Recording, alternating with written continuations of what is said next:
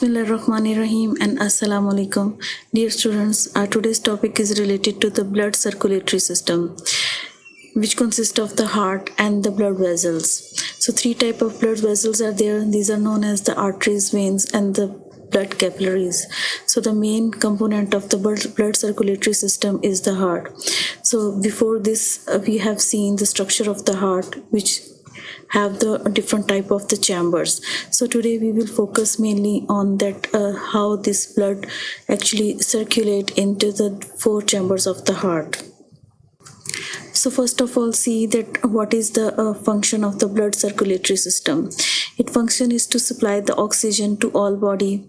Its function is to eliminate the carbon dioxide, and its third main function is the transport waste products like carbon dioxide and the urea for the elimination. Now the next thing about the human circulatory system is that the humans have a closed blood vascular or the circulatory system, which means that this is the closed type of the circulatory system in which the blood never leaves the blood vessels and never baths the openly the tissues and the organs. And in lower animals, the open type of circulatory system is present, in which their blood or the fluid actually baths all the organs and the tissues. But the human beings have this type of closed type of circulatory system. Now the blood is carried to the heart by the vein, blood vessels, and pumped out from the heart through the artery blood vessels. So these are the conventional definitions of the blood vessels, which are known as the veins and the arteries. These are the main type of the blood vessels. Vein has the function to carry the blood away from the heart, and the arteries have the function to carry the blood away from the heart, but the veins have the function to carry the blood towards the heart. So these are the definitions of the veins and the arteries. So students, here you can watch the different type of the blood vessels. Number one are the arteries, and the definition is written over here. They're the blood vessels that carries blood out of the heart, and here the arteries are represented in the red color, while the veins, which are representing in the blue-gray color, these are the blood vessels that carry bloods into the heart. And the third type of the blood vessels are the blood capillaries. They act as connectors that join the blood vessels of the arteries to the veins. So these are the fine type of the blood vessels that have access to the tissue and the cell level.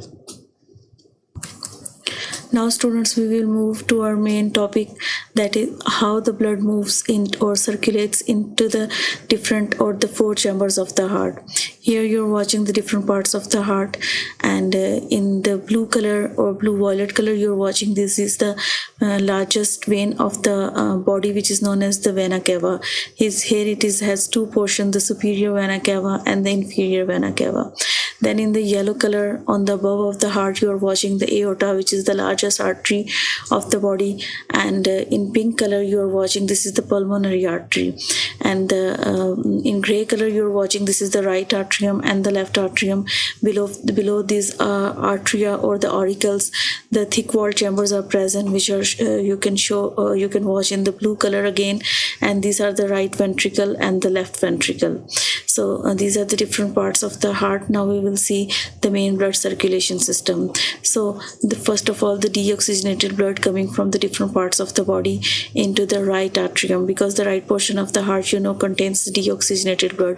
So first of all, from the upper portion of the body, the deoxygenated blood is coming into the right atrium through the superior vena cava. Then the blood from the lower portion of the body, like the abdomen and the limbs, is coming through the inferior vena cava again into the right atrium. So from all the body parts, the deoxygenated blood is coming into the right atrium, and through the right atrium, deoxygenated blood is moving toward the right ventricle through the bicuspid valve. And importance of this valve, that this prevents the backward flow of the blood actually.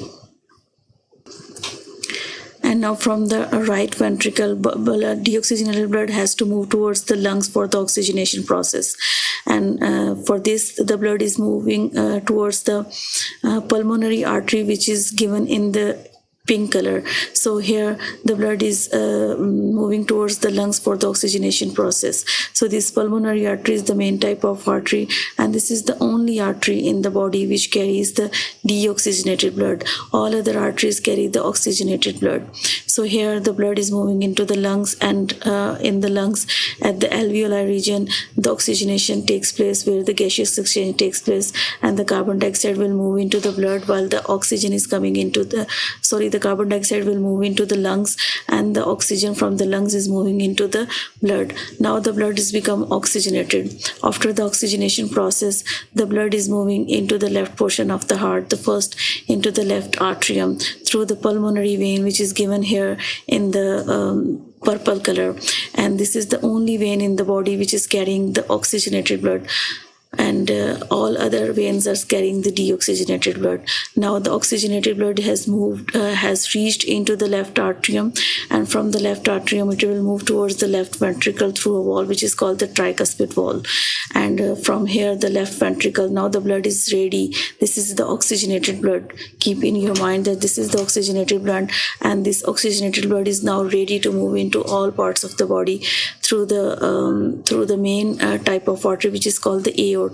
And aorta have different branches which are responsible for the transportation of blood or the pumping of the blood to the different parts of the body. So this is the main type of circulation system in the heart chambers. Now students, I'm going to tell you some other important points related to the heart circulation. The heart is a muscular organ which contracts and relaxes without stopping to pump and circulate the blood to the whole body. The heart has 4 large chambers: the left atrium, the right atrium, left ventricle, and the right ventricle. The left atrium and the right atrium are situated at the upper part of the heart, while the left ventricle and the right ventricle are situated at the lower part of the heart. The space in the atrium is smaller than the ventricle. The wall of the ventricle is thicker and stronger than the atrium. The wall of the left ventricle is thicker and more muscular compared to the right ventricle. This is because the stronger pressure is needed by the left ventricle to pump the blood to our body. Here, the wall of the right ventricle is you can say the less thicker as compared to the left ventricle walls, because the right ventricle has to push the blood through the pulmonary artery only to the lungs, which are much nearer as compared to the whole body, which are more further away from the heart. So the less pressure is needed in the right ventricle as compared to the left ventricle. That's the reason that the walls of the left ventricle are more thicker as compared to the right ventricle.